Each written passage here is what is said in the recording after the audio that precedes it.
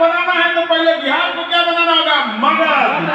अब तब वहां से क्या बनेगा? अखंड भारत। तो आप लोगों ने से देख के लगता है पक्का बनाओगे आप लोग। ऐसा कोई भी नहीं जहाँ आप लोग नहीं पहुंचे हैं।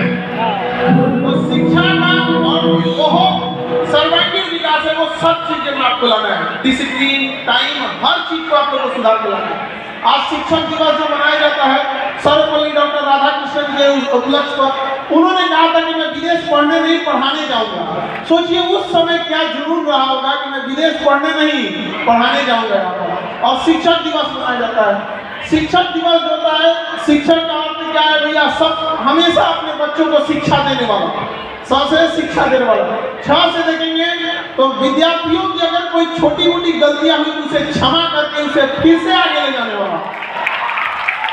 तो ऐसे क्या हो जाएगा? अगर आप में कोई कमियां हैं तो पहले उस कमियों को चिन्हित करेगा, फिर आपको इस कमियों के बारे में अवगत कराएगा, फिर स्वयं खड़ा होकर आपको उस कमियों को आप ही के हाथ से दूर कराएगा। वो हो जाता है शिक्षक।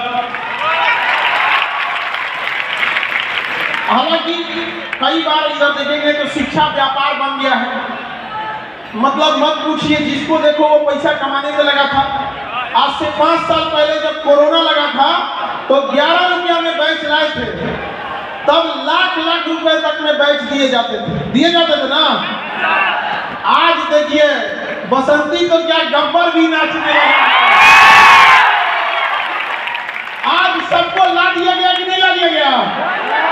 उसकी भी शुरुआत कहां से हुई? मगध से। महात्मा बुद्ध भी कहां से ज्ञान लिए? मगध से, इसी धरती से। महावीर स्वामी भी, महात्मा बुद्ध ने भी आंदोलन कहां से चालू किया? महात्मा गांधी ने भी कहां से? यहीं से। और जो शिक्षा की क्रांति आई, जो आज पूरे देश में देखिए एकदम हर इंसान पढ़ सकता है। आज सब लोग की फीस डाउन हो लगेगी कि नहीं? अच्छा, हमको तो बड़ा 1 मिनट बाबू, आप लोग माला वगैरह आप रखे रहेंगे, सर आ जाएंगे तब। सुब्रमण्यम शर्मा सर लैंड कर गए हैं, उनकी फ्लाइट आ चुकी है, वो बेंगलोर से पटना आ रहे हैं। शिक्षक दिवस के दिन सुब्रमण्यम शर्मा सर ये जस्ट पटना लैंड कर चुके हैं। अब देखिए हम लोग का तो उद्देश्य है कि एजुकेशन को एकदम सस्ता किया जाए, बच्चों को समझ में आना चाहिए। आज कोई कहेगा कि फीस महंगी है, आप कोई ऐसा कह सकता है KGS में आके कि हमको समझ में नहीं आया है, तो जरा मुर्दा भी उठ के कहेगा कि हम समझ गए। अच्छा, ये बात कोई कह सकता है कि पढ़ाया हुआ एग्जाम में नहीं आया है? अरे धक्का धक आता है, इधर पढ़ो उधर आएगा। आता है कि नहीं आता है? इस बार नीट की परीक्षा सबसे टफ हुई थी, लेकिन थैंक गॉड हम लोग को ये नहीं कहना पड़ा कि हम लोग नहीं पढ़ाते थे भैया। और उस बार एकदम नीट ने दुश्मनी निकाल लिया था। तो अभी हम कुछ बच्चे हम आए थे तो बाहर मिले थे, तो उन बच्चों का कहना था कि सर एक तो तैयारी 4 की परीक्षा में इतना लेट हो रहा है और ओकरा में से हम लोग से फीस पे फीस लिया जा रहा है, आप इसके लिए भी कुछ कीजिए। तो देखिए एक तो सरकार को सोचना चाहिए कि इतना देर काहे नहीं रखा रहे भैया, तो चुनाव में वैकेंसी देना है, चुनाव खत्म होने जा रहा है, जल्दी जल्दी करो। और वैकेंसी कम करा रहे, दरोगा का देख लीजिए, वो अटका के रखे हुए लोग यहाँ पे।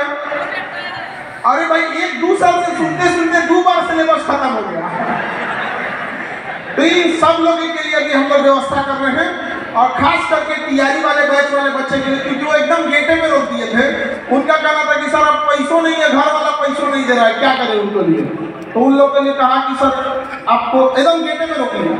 हम कह जाओ भाई तुम लोग को हम जो बैच हो चुका है वहाँ पर सर रिकॉर्डेड बैच दिला दीजिए, क्योंकि अब घर से पैसा नहीं आ रहा। हम कह ठीक है जाओ, तुम लोग को 99 रुपये में दे देते हैं, रिकॉर्डेड पूरा पढ़ लेना है वहाँ पर। अच्छा, वैकेंसी लेट हो जाती है तो आप लोग को भी क्या होता है कि कई बार घर से इतने ही पैसे मिलते हैं 6 महीना 7 महीना पढ़ने के लिए, उसके बाद घर वाले भी कहाँ से देंगे? उनके पास पैसा भी तो रहना चाहिए आपको।